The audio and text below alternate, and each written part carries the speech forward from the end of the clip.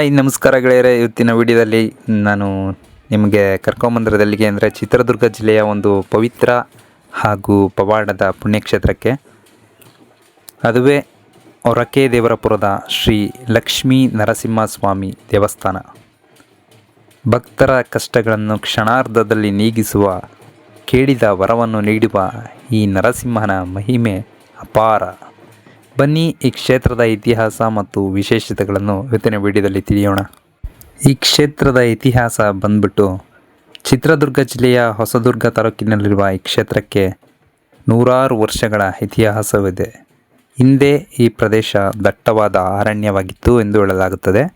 ಇಲ್ಲಿನ ಸ್ವಾಮಿ ಸ್ವಯಂಭೂ, ಅಂದರೆ ಯಾರೂ ಪ್ರತಿಷ್ಠಾಪನೆ ಮಾಡಿದ್ದಲ್ಲ, ಸ್ವಾಮಿ ತಾನಾಗಿಯೇ ಉದ್ಭವಿಸಿರುವಂತಹ ಒಂದು ವಿಶೇಷ ಇಲ್ಲಿನ ಲಕ್ಷ್ಮೀ ನರಸಿಂಹನ ಒಂದು ವಿಶೇಷ ಅಂತ ಹೇಳ್ಬೋದು.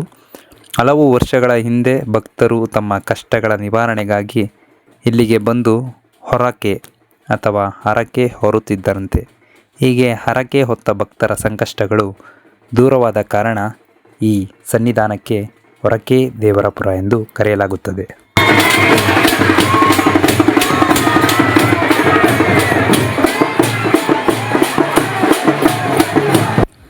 ಇಲ್ಲಿ ಪ್ರತಿ ವರ್ಷ ವೈಶಾಖ ಮಾಸದಲ್ಲಿ ನಡೆಯುವ ಬ್ರಹ್ಮ ರಥೋತ್ಸವ ಬಹಳ ಪ್ರಸಿದ್ಧವಾಗಿರುತ್ತದೆ.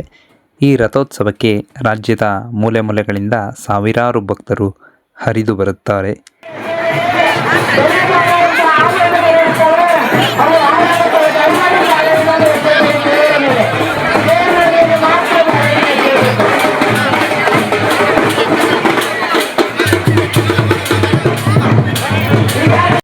ರಥೋತ್ಸವದ ಮುಖ್ಯ ಆಕರ್ಷಣೆ ಗರುಡ ವಾಹನ. ಈ ಗರುಡ ಬರದೆ ರಥವು ಮುಂದೆ ಚಲಿಸುವುದಿಲ್ಲ. ಗರುಡ ಬಂದು ಪ್ರದಕ್ಷಿಣೆ ಹಾಕಿದ ನಂತರವೇ ರಥವು ಮುಂದೆ ಚಲಿಸುತ್ತದೆ. ಗರುಡ ದರ್ಶನ ಆಗ್ತದೆ ನೋಡಿ. ಈಗ ರಥವು ಮುಂದೆ ಎಳೆಯಲ್ಪಡುತ್ತದೆ ಹಾಗೂ ಮುಂದೆ ಹೋಗುತ್ತದೆ.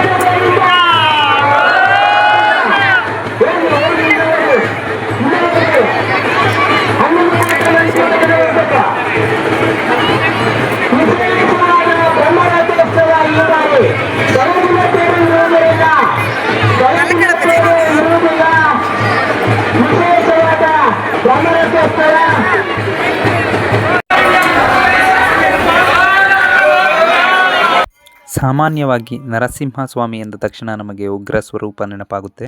ಆದರೆ ಇಲ್ಲಿ ಲಕ್ಷ್ಮೀ ಸಮೇತನಾಗಿ ನೆಲೆಸಿರುವ ಈ ನರಸಿಂಹ ಅತ್ಯಂತ ಶಾಂತಮೂರ್ತಿ. ಸಂತಾನ ಭಾಗ್ಯ ಇಲ್ಲದವರು, ವಿವಾಹ ಅಡೆತಡೆ ಇರುವವರು ಮತ್ತು ಅನಾರೋಗ್ಯದಿಂದ ಬಳಲುವವರು ಇಲ್ಲಿಗೆ ಬಂದು ಹರಕೆ ಕಟ್ಟಿದರೆ ಸಾಕು, ಆ ನರಸಿಂಹಸ್ವಾಮಿ ಕಾಯುತ್ತಾನೆ ಎಂಬುದು ಭಕ್ತರ ಅಚಲ ನಂಬಿಕೆ. ಈ ದಿನ ಚಂದ್ರಗ್ರಹಣ ಇದ್ದುದರಿಂದ ದೇವಸ್ಥಾನದ ದ್ವಾರಬಾಗಿಲು 1:30ಕ್ಕೆ ಸರಿಯಾಗಿ ಮುಚ್ಚಿತು. ಹಾಗಾಗಿ ಭಕ್ತಾದಿಗಳು ಹಿಂಬಾಗಿಲಿನಿಂದ ಹೊರಗಡೆ ಬಂದರು. ಈ ವಿಡಿಯೋ ಇಷ್ಟ ಆಗಿದ್ದಲ್ಲಿ ದಯವಿಟ್ಟು ಲೈಕ್ ಮಾಡಿ, ಕಮೆಂಟ್ ಮಾಡಿ, ಹಾಗೆ ನನ್ನ ಪೇಜ್ನ ಸಬ್ಸ್ಕ್ರೈಬ್ ಮಾಡ್ಕೊಳ್ಳೋದು ಮರಿಬೇಡಿ. ಧನ್ಯವಾದಗಳು.